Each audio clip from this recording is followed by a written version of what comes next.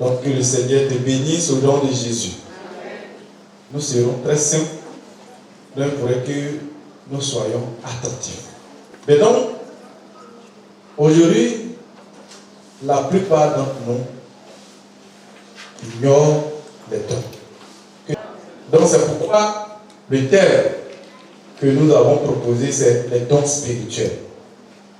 Les dons spirituels, pour être clair, connaître les dons spirituels est une exigence pour tout chrétien.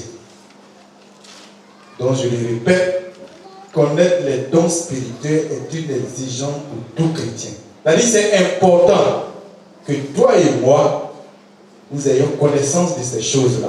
Alléluia. Bien, donc on peut se demander pourquoi connaître les dons spirituels est une exigence pour le chrétien. Donc pour répondre à cela, nous aurons 3 ans de réflexion. D'abord, parce que les dons spirituels révèlent les 3 personnes de la Trinité. Ensuite, parce qu'il y a diversité de dons. Et enfin, parce que les dons spirituels, ministériels, sont pour la formation du corps de Christ. Alléluia. Mais donc, le premier texte que nous avons lu, tiré de la première épître de Paul aux Corinthiens, le chapitre 12, verset 1, d'abord, et ensuite, du verset 4 au verset 7, nous parle de ces dons spirituels. L'apôtre Paul commence par ceci, dit, pour ce qui concerne les dons spirituels, je ne veux pas, frères, que vous soyez dans l'ignorance. Ça fait des milliers d'années que l'apôtre Paul a écrit. Il va se dire que dans cette église, plusieurs personnes ne connaissent pas les dons spirituels. Ça met en confusion lorsque peut-être Dieu se manifeste en leur sein. Voilà, il va avoir peut-être des critiques, il va avoir des choses. Donc, il les amène, il envoie cette lettre pour les amener à comprendre ces choses. Alléluia. Donc, il dit, pour ce qui concerne les dons spirituels, je ne veux pas, frère, que vous soyez dans l'ignorance. Cela en clair, l'apôtre Paul nous demande, il faudrait que nous sachions ces choses. Que chaque personne puisse connaître au moins ses dons spirituels. Alléluia.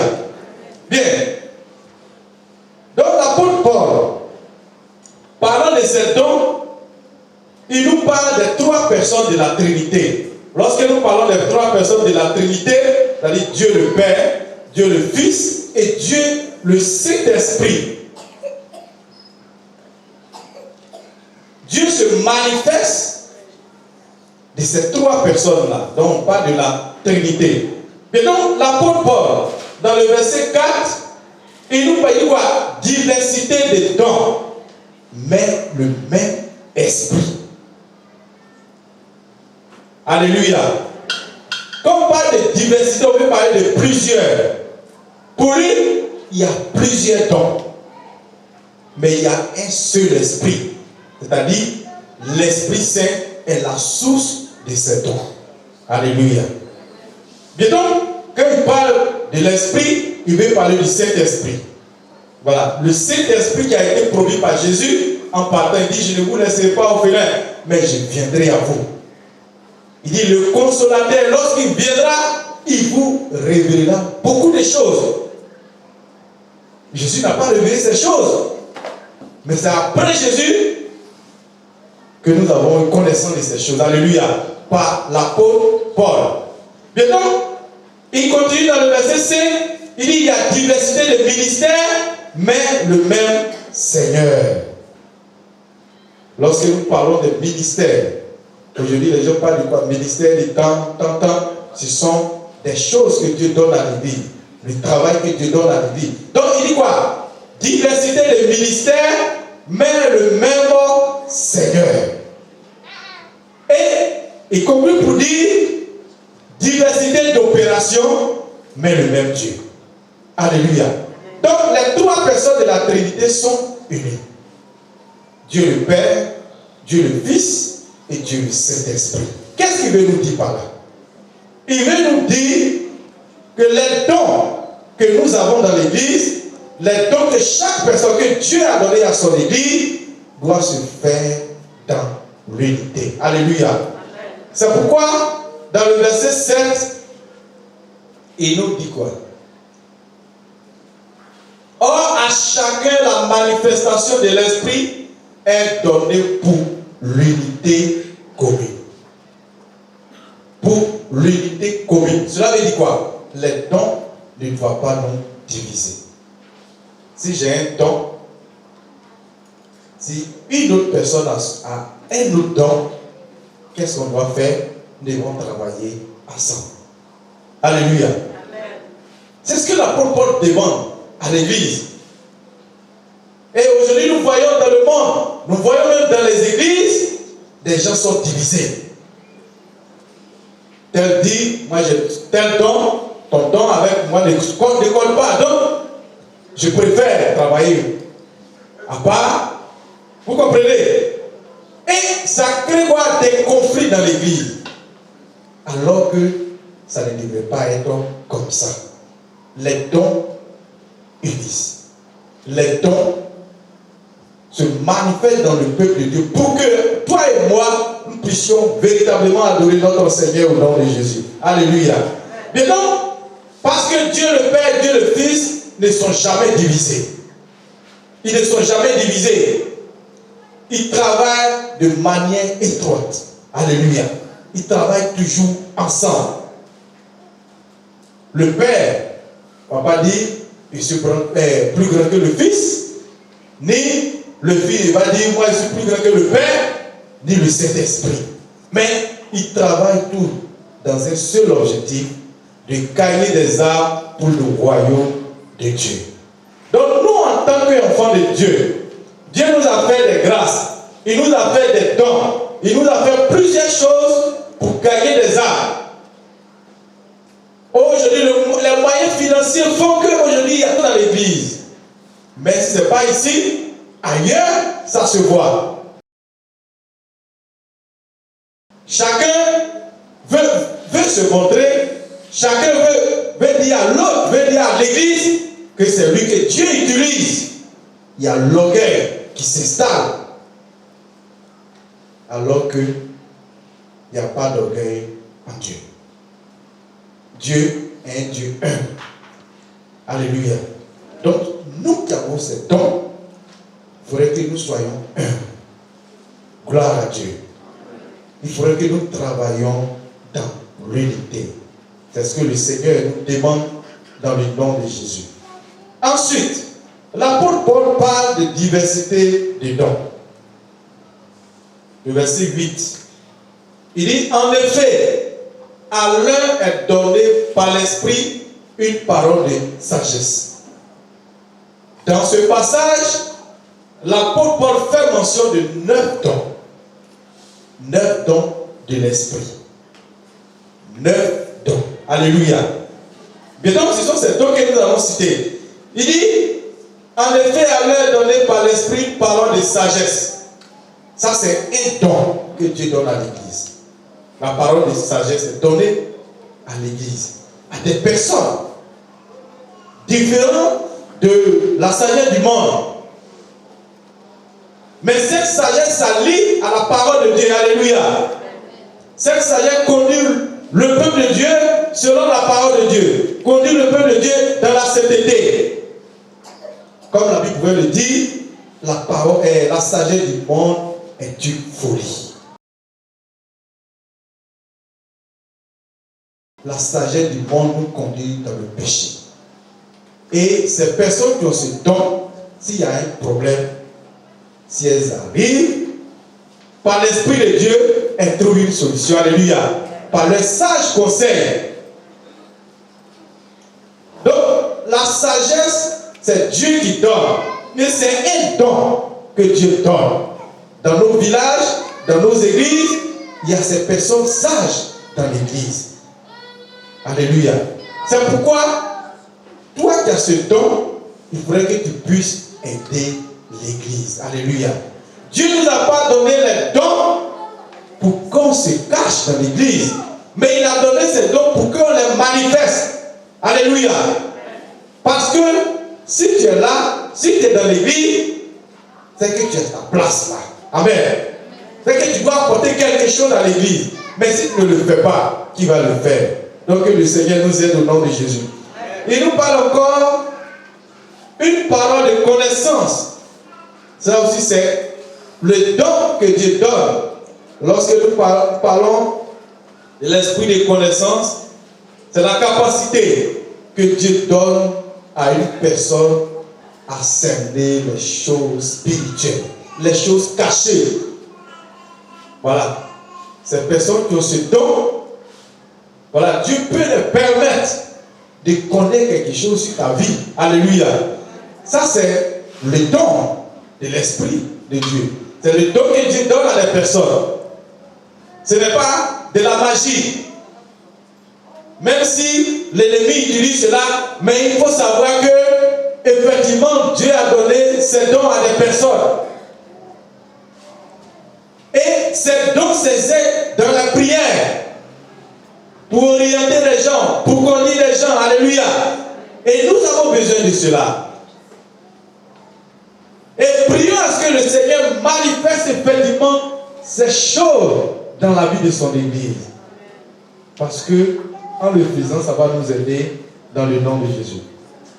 Bon, il y a plusieurs dons et pas des dons de la foi. Dons de la foi, nous connaissons bien. Ce n'est pas la foi ordinaire que nous connaissons. Comme on n'a pas, ce n'est pas la foi ordinaire que nous connaissons. Quand je parle de la foi ordinaire, c'est-à-dire nous savons que Dieu est là, Dieu existe.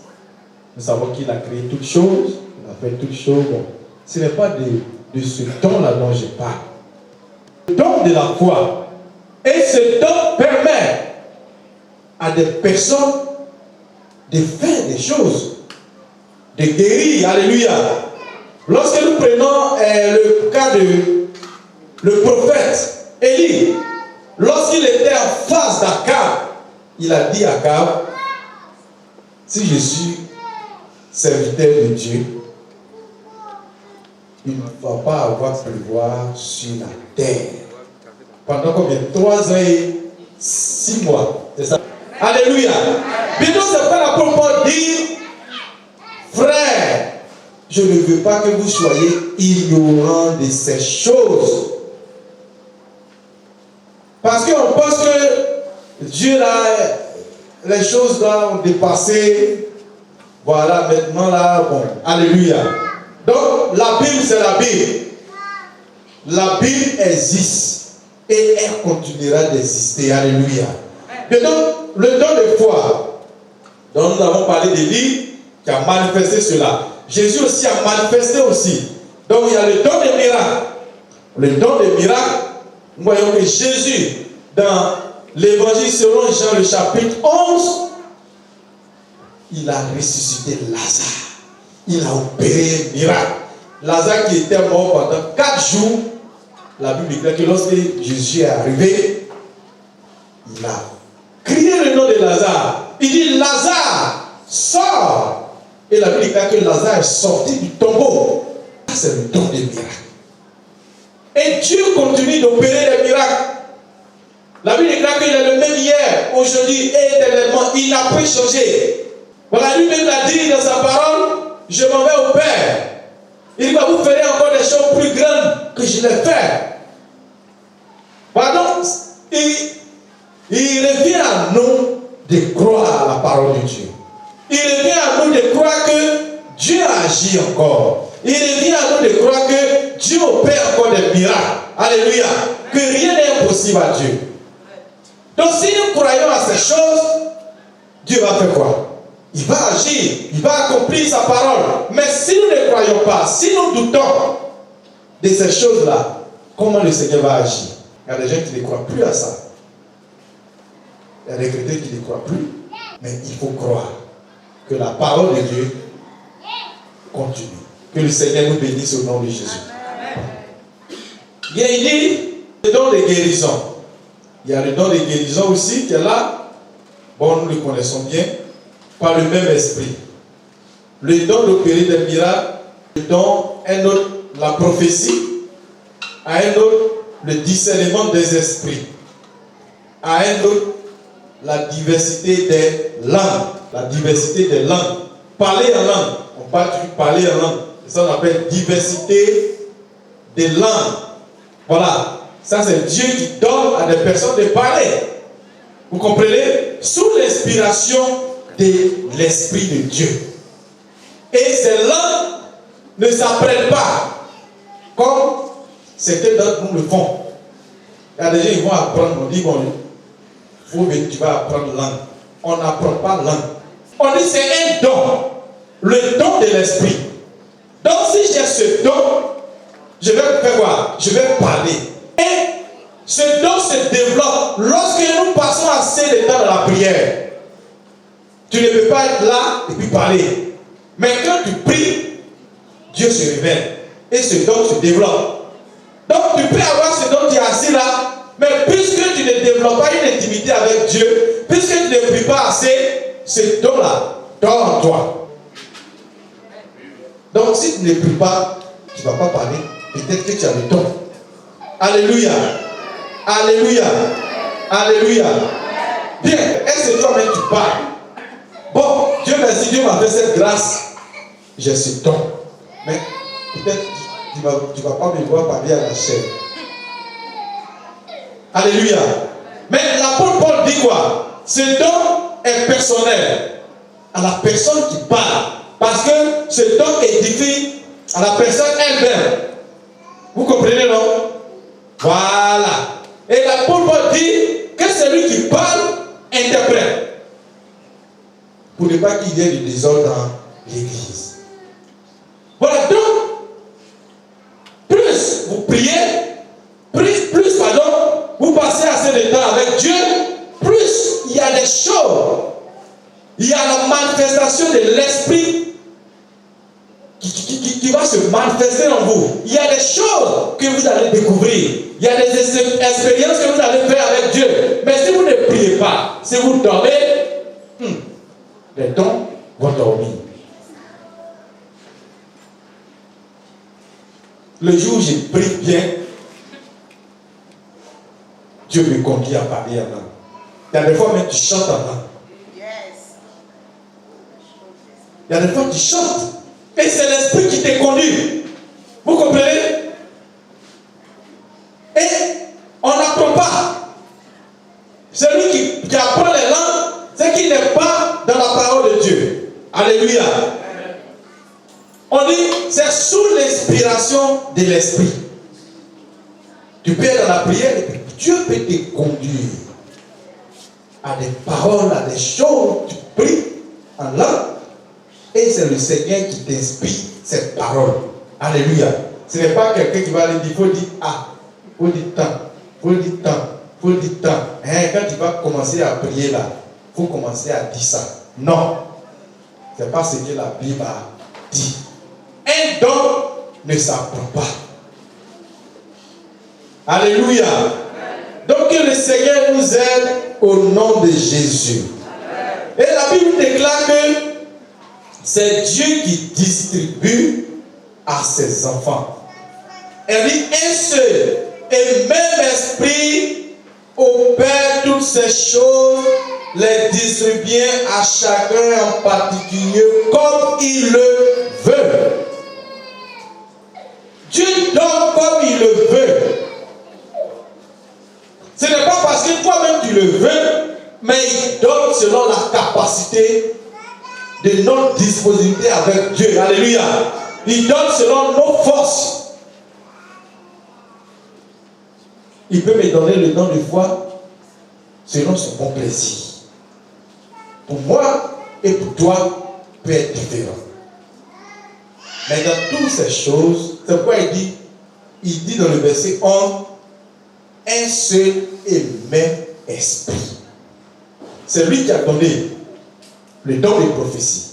C'est lui qui a donné le don de connaissance. C'est lui qui a donné le don de sagesse. C'est lui qui a donné le don de guérison. C'est lui qui a donné le don de foi. Et c'est le même esprit le Saint-Esprit qui donne ces dons.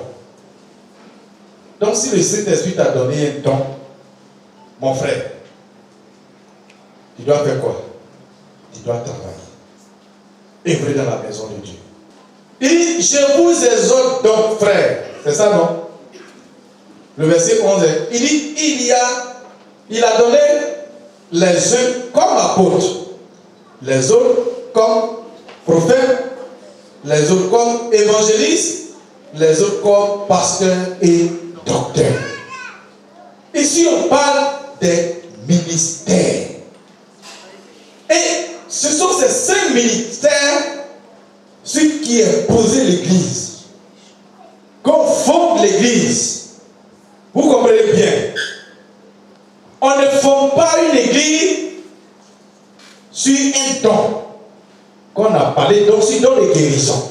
Parce que j'ai un don de guérison, je vais fonder mon Église. Et ici, il nous parle des 5 ministères. Il a parlé le ministère de qui? De l'apôtre, le ministère du prophète, le ministère de l'évangéliste, le ministère du pasteur et le ministère du docteur. Et ce qu'on pense, on pense que quand on est pasteur, c'est qu'on ne peut pas avoir le don de miracle. C'est-à-dire quand on est pasteur, on ne peut pas avoir le don de guérison. Quand on est pasteur, on ne peut pas avoir le don de foi. Cela veut dire quoi? Quand tu as le ministère du pasteur, le ministère de l'évangéliste, le ministère du prophète, le ministère du docteur, tous les 9 dons dont je viens de citer, tu peux l'avoir.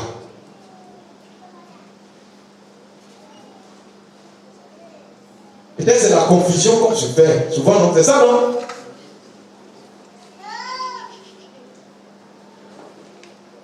Ah, moi là, Dieu nous utilise.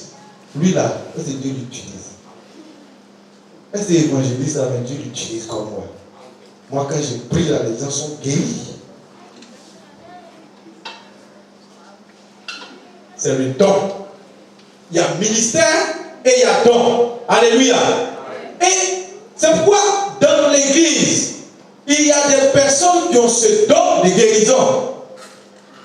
Elles exercent cela à l'église. Ces personnes-là sont pasteurs, sont prophètes, sont évangélistes. Non. Alléluia. Donc, les dons que nous avons, on doit exercer ces dons dans l'église. Et par ces dons, si Dieu veut, il nous bénit. Ce n'est pas parce que j'ai un don que je suis supérieur à l'autre. Le don ne nous fait pas grand que l'autre. Vous comprenez? Parce que j'ai un don que moi là, j'ai le paradis. Pas parce que j'ai un don que mon paradis est garanti. Non, ce n'est pas ça. C'est pourquoi l'évangile selon Matthieu le chapitre 7, verset 21, il nous dit, dans les derniers temps, beaucoup viendront me dire, Seigneur, en ton nom, on a prophétisé. En ton nom, on a guéri les malades. En ton nom, on a fait ceci, cela. Jésus dit, je ne vous ai jamais connu.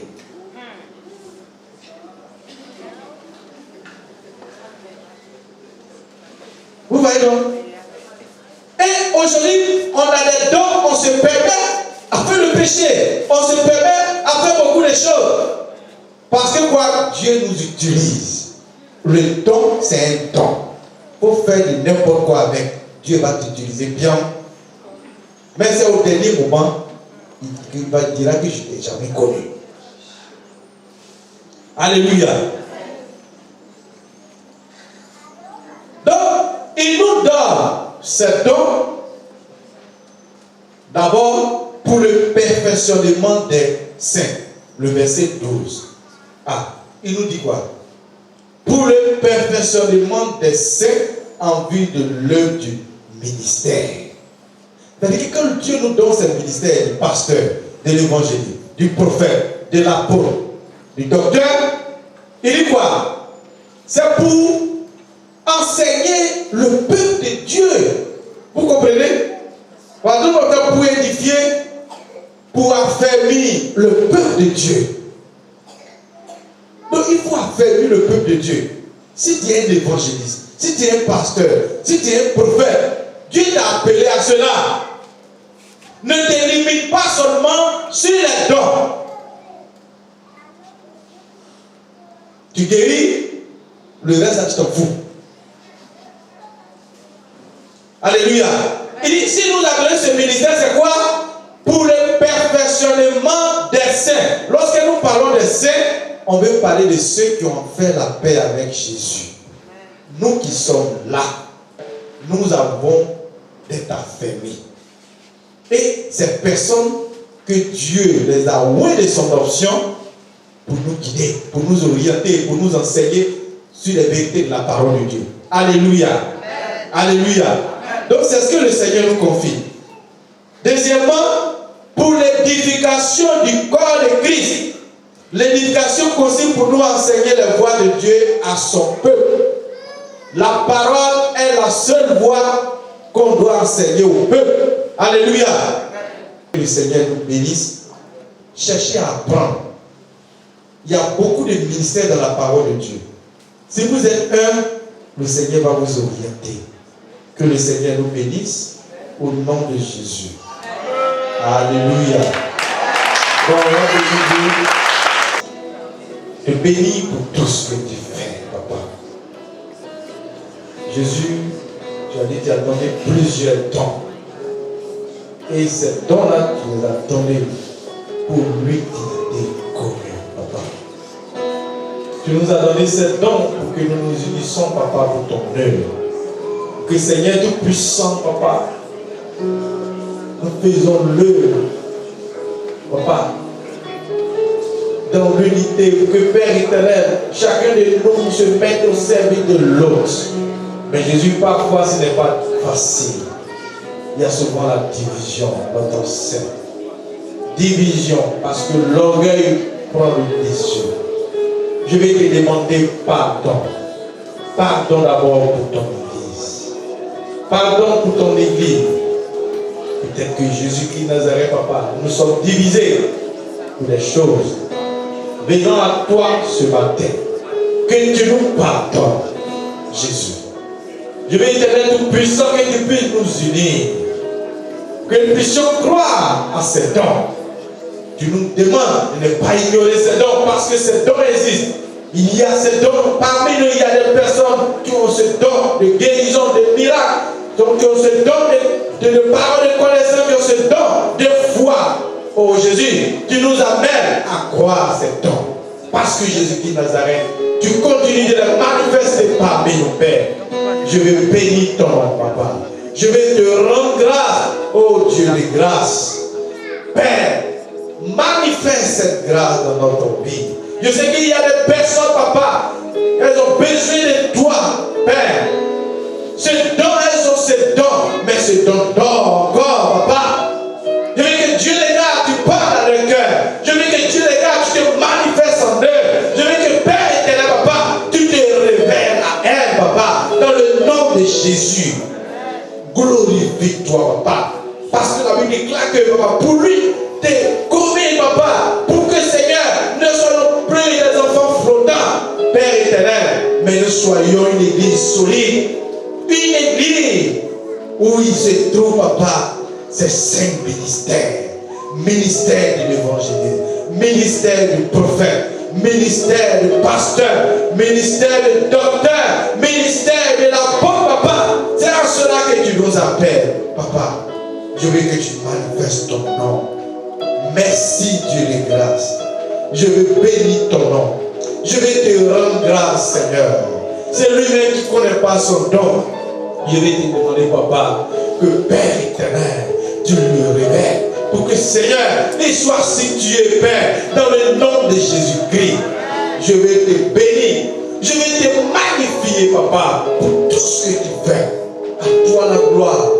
À toi la magnificence. Au nom de Jésus. Béni sois-tu. Je vais te louer. Oh mon Dieu. En ton nom, j'ai levé ma voix.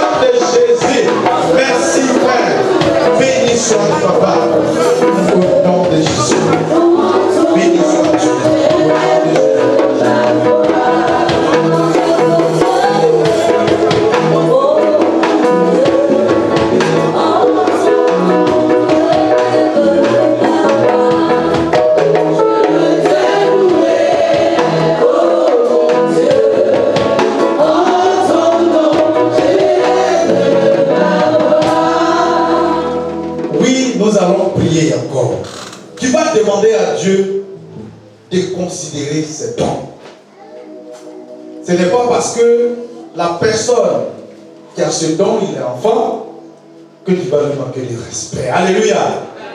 Je ne parle pas de moi. Voilà. Donc, tu vas demander à Dieu. Parce qu'il faut considérer les dons que Dieu donne à l'église. Quel que soit l'outil de la personne, quelle que soit la personne, quel que soit son âge, il faut considérer tel